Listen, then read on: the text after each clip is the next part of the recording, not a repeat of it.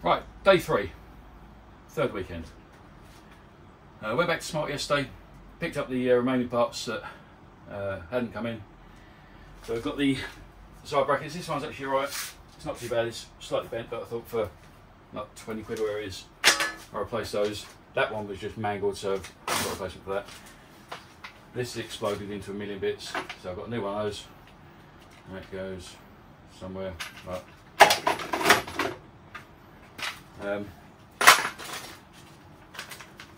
Clips and shit. Replacement horn, because the other one exploded. And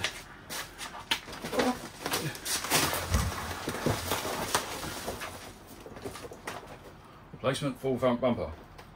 Now, this actually comes fully built and was only about 320 quid. But then, if you want to do the full facelift, you'd have to replace both wings, the bonnet, and both headlights as well. So it's fairly expensive. I'm not sure it actually looks that much better, to be honest. But since that was what was on the car, I figured that's what I'll fit. So yeah, time to fit the shit.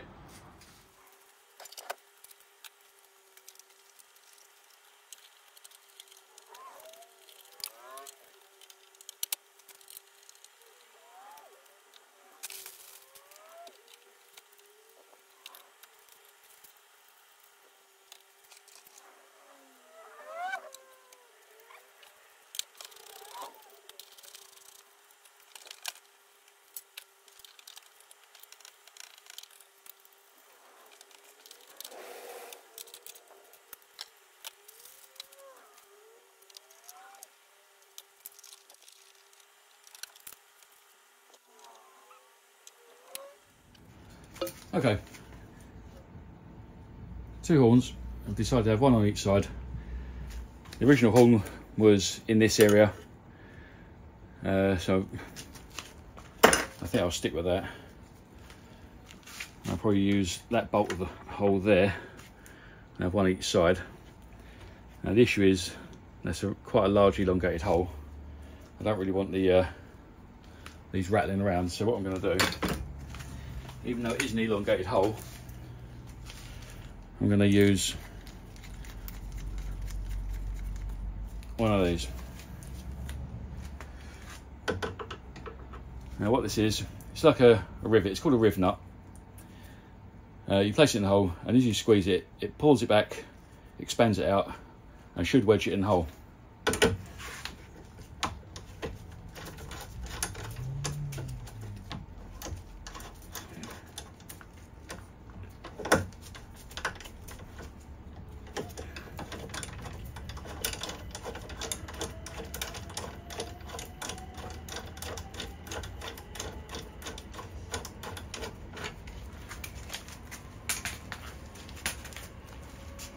There you go.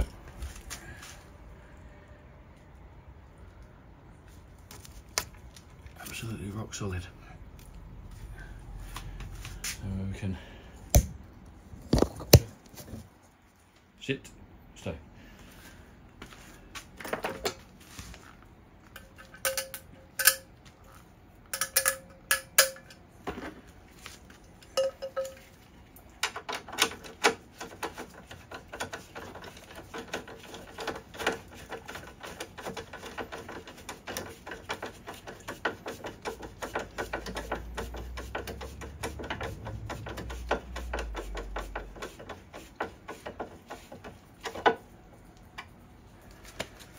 There you go, simple as that.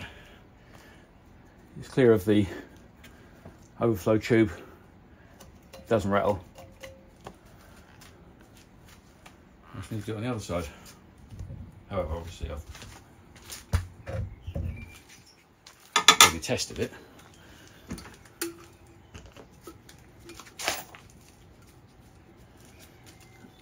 So all you do,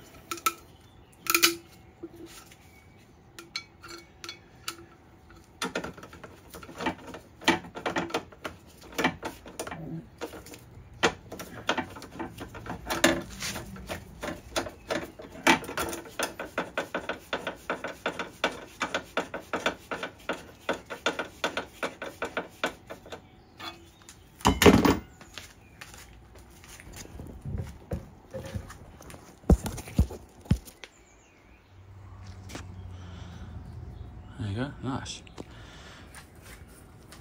Now don't be tempted to get air horns. Although they're loud, they sound fucking obnoxious. And there's just a split second between pressing the horn and them actually making noise. Now that split second could mean life or death. Now these Hella Supertones are incredibly loud and instant, so just don't waste your time, just get these. Normally, the electrical connector is over this side. Mine exploded in the crash, but the connector will normally look like that. Now, if you're fitting other horns, you will need to adapt the connector to fit the standard connections that you get on most horns, which are just spade connectors. Now, the choices you've got is Smart Mods do sell a plug-in adapter, or you can just cut the old connector off and just extend the wires and crimp some connectors on the end, which what I'm going to have to do, because obviously I can't do much about that. That's just shafted. So let's extend some cables.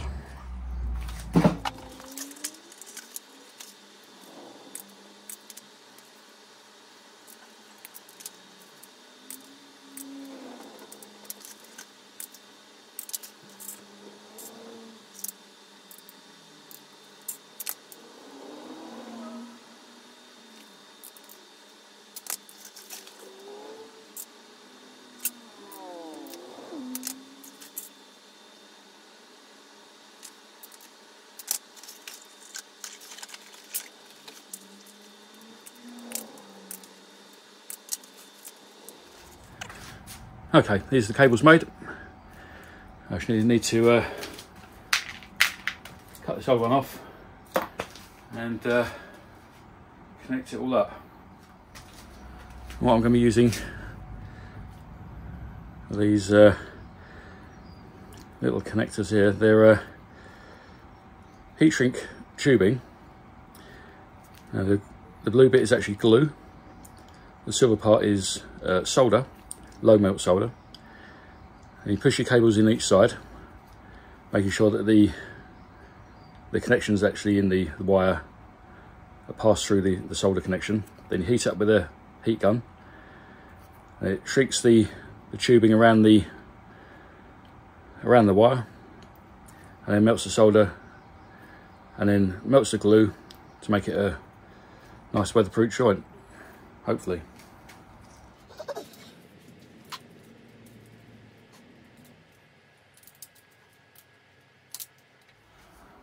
It's like the Predator. Meow, meow, meow, meow, meow, meow, meow.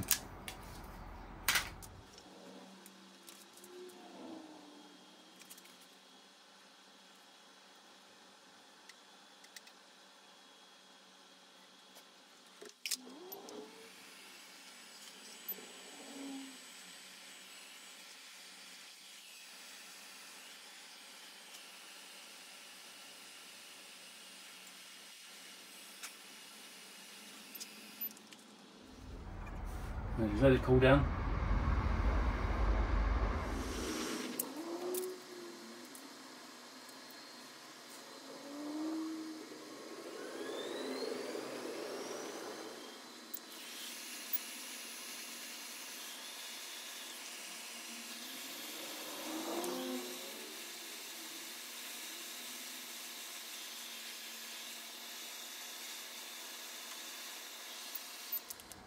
Right, that's those done. You don't have to have a soldering hot air gun. You can use a standard hot air gun that you'd normally use to strip paint. I think they normally only have to go up to like a couple of 100 degrees to melt the solder. Yeah, they seem good enough. I'm just going to let them cool down a bit, and then I'll route the wires to where they should be going. Right, I've thrown the wires on. It's all hanging loose, but it's all connected, just so I can give it a little test.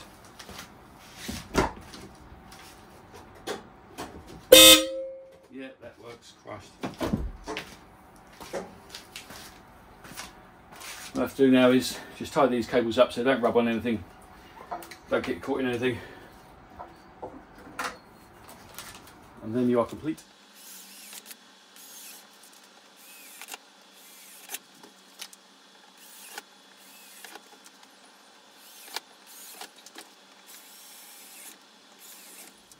Don't drill through your radiator.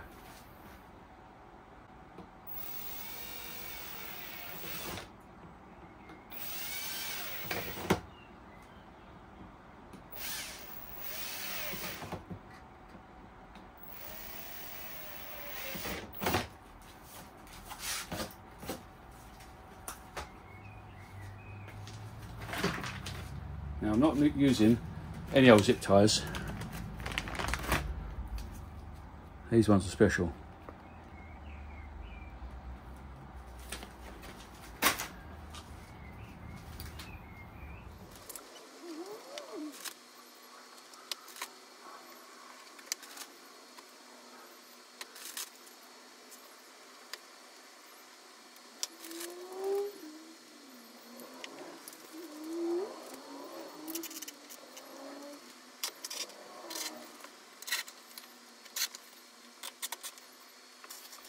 There we go, all tidied up.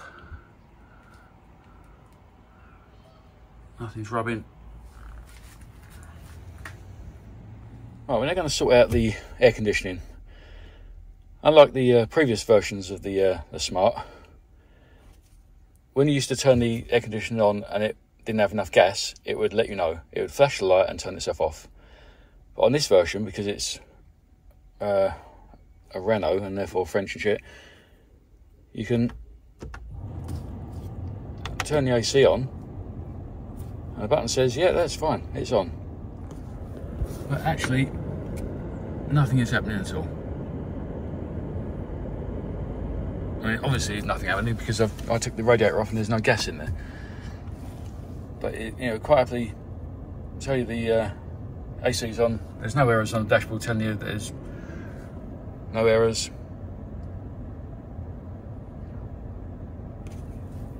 So if your AC don't work, it could be that there's no gas in it. So let me show you how I bodge it. Let's call it bodge. That you absolutely should not be following.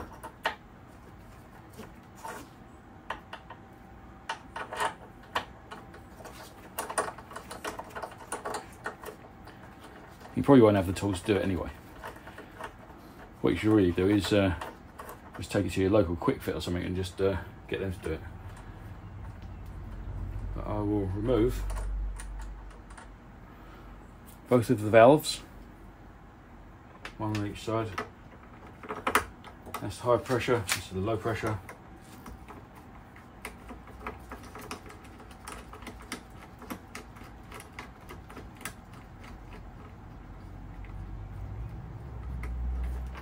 This allows the system to breathe. And I'll start pouring oil in this end.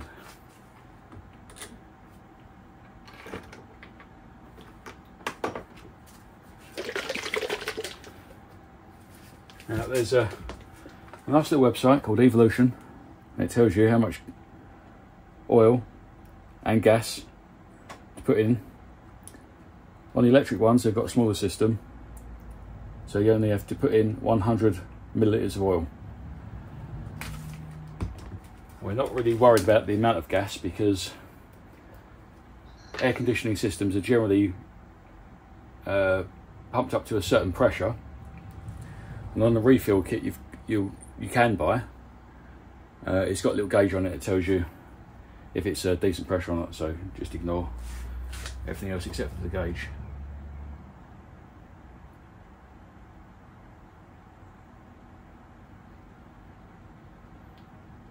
All I'm doing is just very badly pouring in 100 millilitres of oil.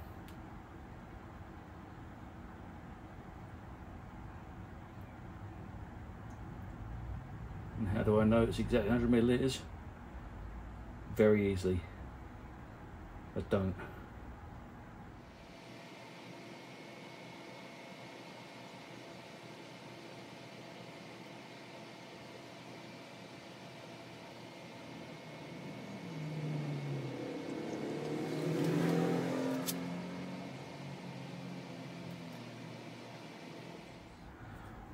a mess.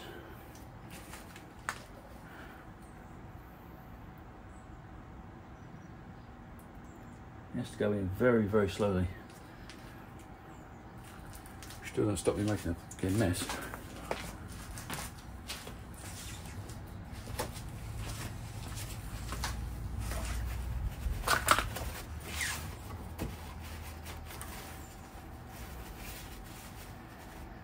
Yeah, this is a good idea. Do this, but don't actually no. Don't do any of this.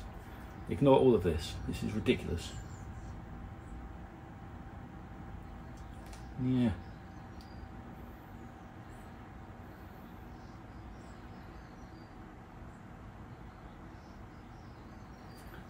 There you go. That is exactly 100 millilitres. Exactly. Prove me wrong.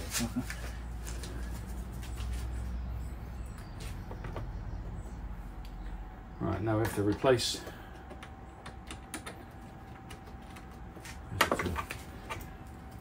both of the valves.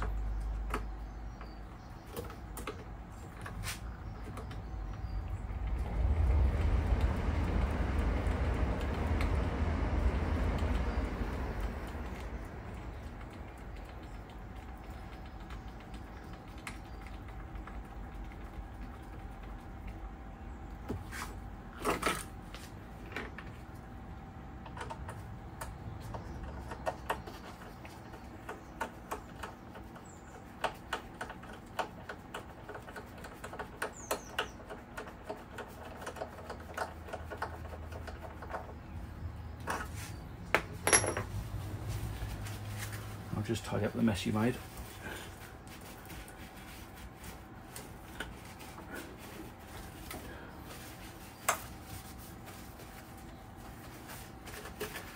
Right, now we have to draw a vacuum on this, because any air that's already in there is at a standard atmospheric pressure. So if you try and put in more gas, it's just going to add to the air that's already in there, and you're not going to get you'll get the pressure, but you won't get the quantities. So you have to draw out all of the air that's in there, so then you can replace it all with the proper gas that's in the refill kit. Now you thought this was a bodge, you wait for the next bit. Now you probably think you know what this is, but no, it's not a penis enlargement pump. This is for vacuum bleeding brakes. Now what you're supposed to do is crack your bleed nipple, which sounds painful, put that on it, connect that to your air compressor, that blows air through it, draws the vacuum through there, draws the vacuum through there, and then sucks the brake fluid directly out the nipple and stores it into there. But what we're going to be using it for is just the vacuum part of it. So on the bottom of there is a little drain port where you're supposed to drain out the old brake fluid once you're finished. I'm just going to attach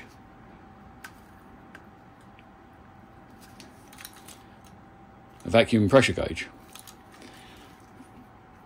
Now what I'll be doing is, like I say, bodge. I've got a air conditioning filling hose. That clicks onto that. Now what I'll be doing is I'll be placing that and holding that there, passing air through this, which will create a vacuum through this, create a vacuum in there, create a vacuum in there, and draw all of the pressure out. And once that has got down to -30, or it's about -27-ish, I can turn that off and then release that, and the vacuum will stay in the system. I can even remove that and the vacuum will stay in the system. So let's give it a go. I've now got to unplug a load of stuff and plug the compressor in, so give me a second. Right, let's get ready to bodge. That's on there, that's open.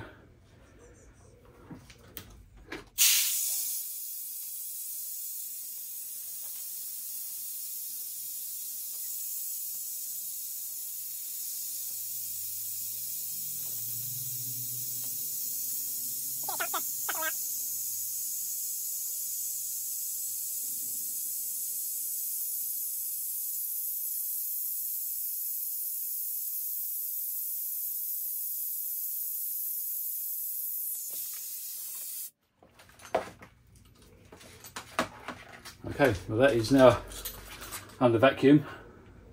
I can prove that. Not with that though.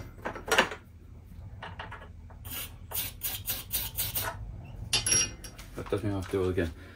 Anyway, give me a second. Right, the system is now vacuumed. I can take that off. Now we can go and get the replacement gas.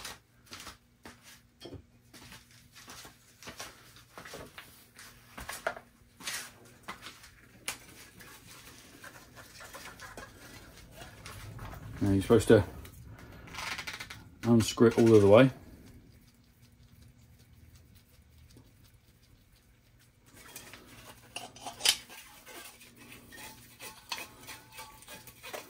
Screw the canister on and then screw it in.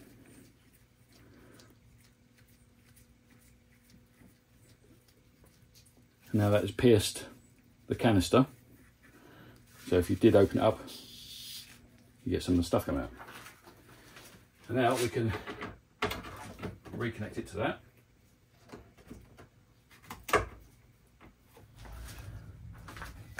Okay, so what we're going to do is we'll open this up, let it start pressurising the system.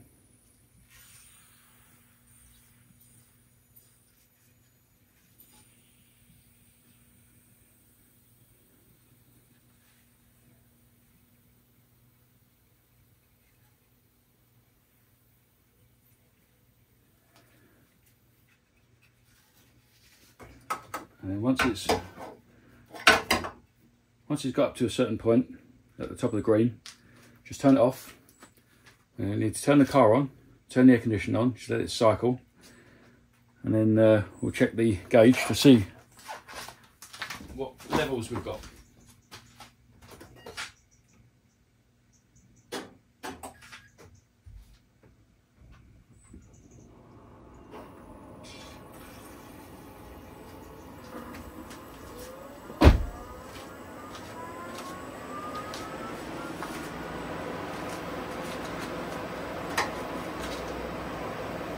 Okay, it's cycling, so it's going down. We can open it back up again.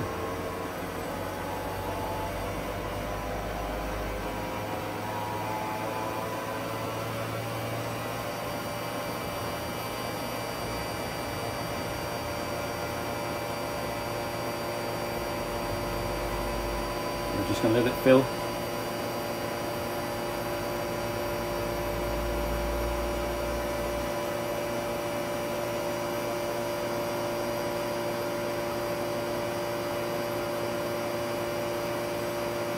There are two sides to the air conditioning. There's the low pressure side and then the high pressure side, which is on that side.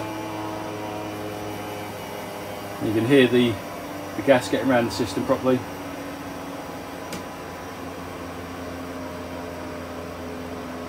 And just keep an eye on the gauge.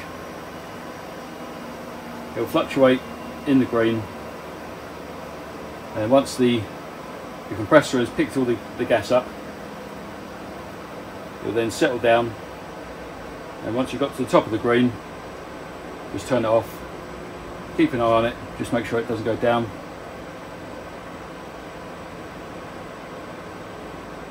If it does, then just give it a little top up.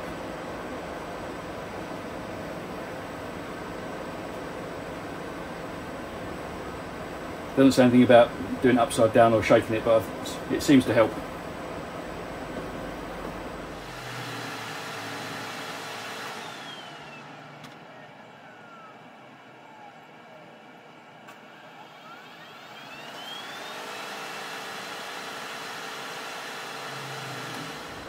Okay, now ideally what you want is the needle on this particular model. The green is low, blue is filled, yellow is alert, and red is warning. If it goes to red, just run away. So ideally what we want is it to be in the blue, which it is at the moment. That's probably taken the entire canister, so, 280, and I believe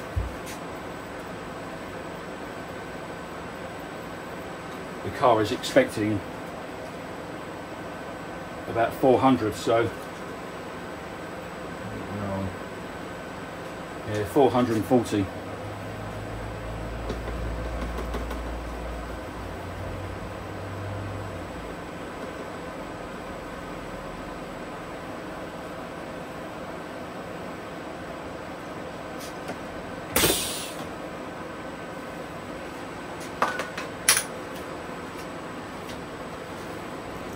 Okay, well the fan's going. The fan didn't go before, and the fan didn't go because the compressor hadn't kicked in.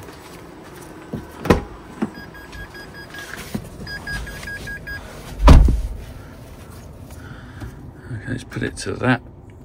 Turn off that.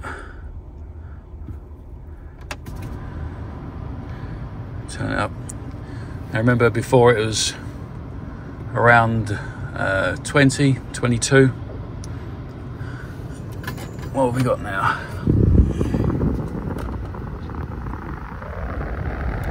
9.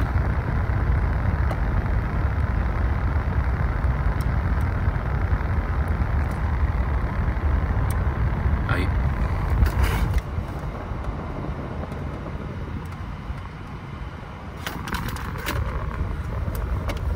That is nice and cold.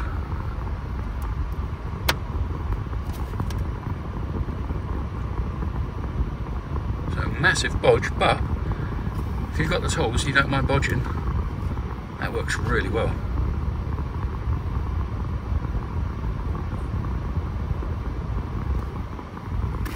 Now, 6.5, 7. Nice.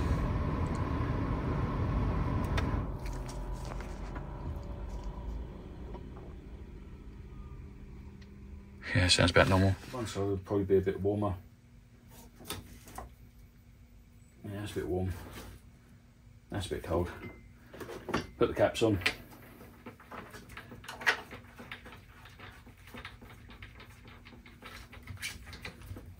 Just keep an eye on it when every time you use it. Ideally you should have the air conditioner on all the time. Obviously it does affect the range. But cycle it every few days, make sure it's on. Just to circulate all the oil, otherwise everything, all the seals will dry out, and then you'll lose the gas. And then you have to start taking the system apart to change the seals, which is a bit of a ball ache. But then, you know, if it doesn't feel as cold as it was before, just plug this shit back into it, top it up, make sure it's all right. You're ready to go. Now, recovered that from the crash. Glue it back together again. It's missing one little stubby, chody little knob there. But it's missing one there, and there should be a part that goes over the top, just to level it off there. Which obviously it's all missing. So I'm going to use a bit of double-sided sticky tape to just hold it in place.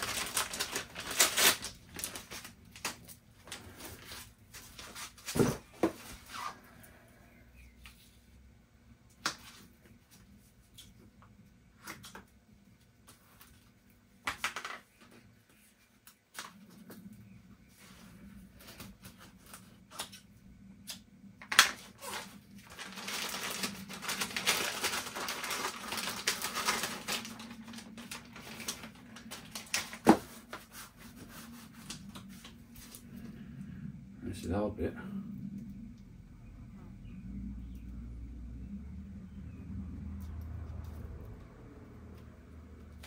Especially with gloves on.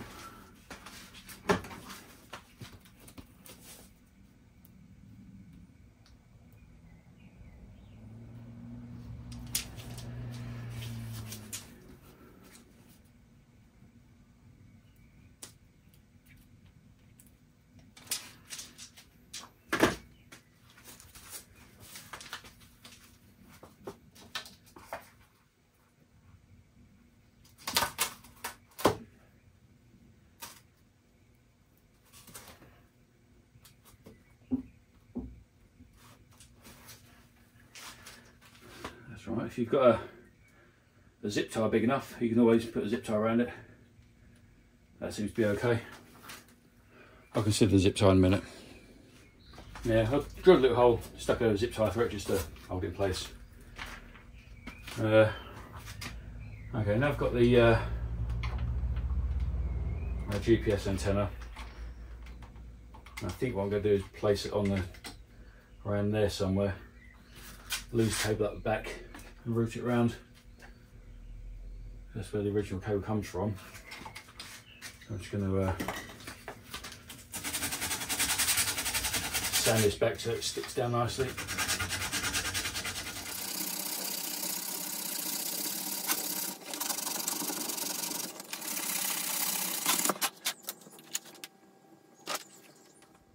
More stickers.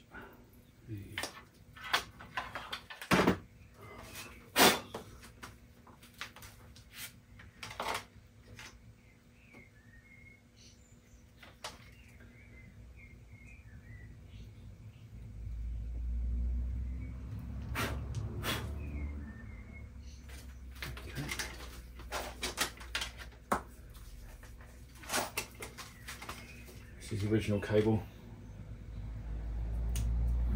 That I just have to tidy it up and lose it in there somewhere.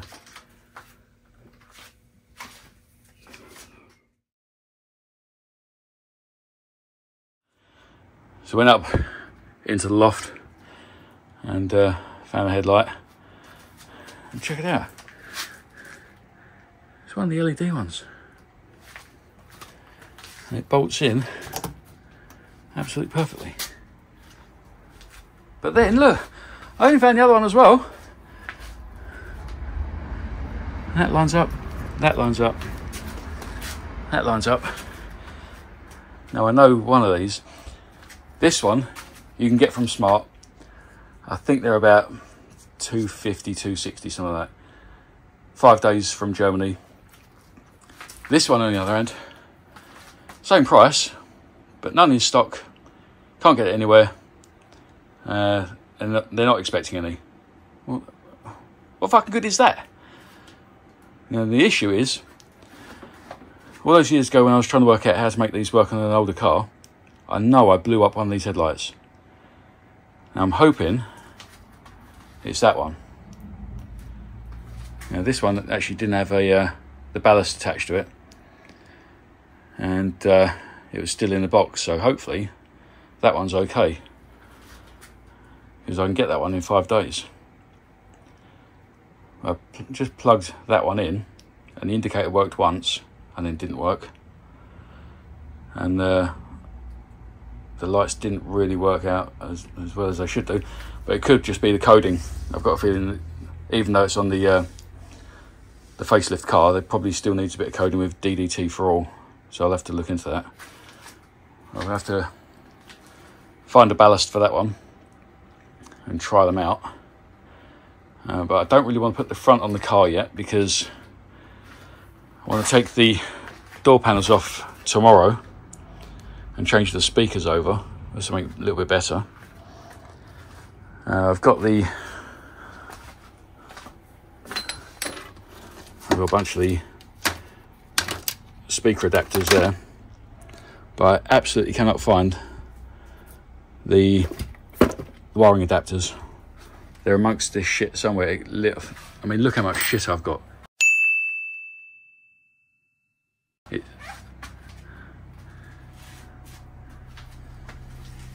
I've got absolutely no chance of finding it. So unfortunately, I'm going to have to order some off Amazon for next day delivery. And they'll turn up by 1 o'clock tomorrow. But then, at least once I've got the door panels off and the speakers changed over, I can then start to put this front end back together again. And it should look good, I reckon. I bought all of the these things, the covers that go on the arches. When I bought them, we've got the thing here, all of them £102.48. Now it's something ridiculous, like nearly 350, 400 quid, something like that. So I'm not quite sure what Smart are up to, but assuming they're all there and everything fits okay, I'll put those on there as well, because obviously they match the car nicely. And as I was looking around, I found some sequential smoked indicators, so that'll match nicely. And although I've got the very, very bog standard lights, even though it's the 21 plate, I do have the facelift X-shaped ones in the loft.